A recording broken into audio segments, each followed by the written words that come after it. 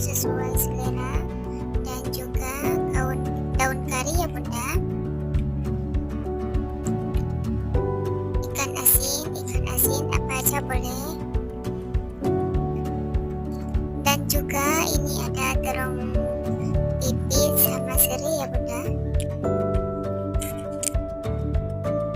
Untuk kelapanya saya menggunakan kelapa yang setengah tua ya bunda, karena kalau kita pakai kelapa yang tua ampasnya lebih berasa. Dan juga untuk bumbunya saya menggunakan asam putih, bawang merah, bawang putih. Ini saya dapat harta karun 2. Kalau dimasak lebih mantap ya bunda. Ada kunyit, halia, dan juga cabai rawit. Panaskan minyak, masukkan seri dan juga terong pipit, goreng sampai setengah matang. Aduk sebentar supaya terongnya masak. Lalu masukkan bumbu dan juga kelapa yang sudah di blender tadi. Untuk ketumbarnya sudah saya masukkan ke dalam bumbu. Saya pakai 1 sendok teh aja.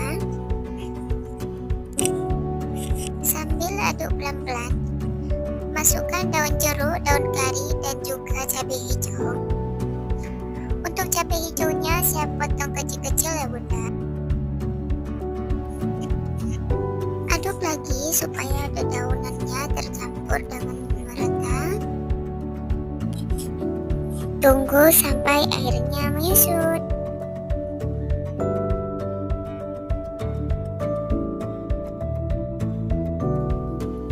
Kalau airnya sudah menyusut, aduk lagi dan lagi supaya di bawahnya tidak mudah gosong.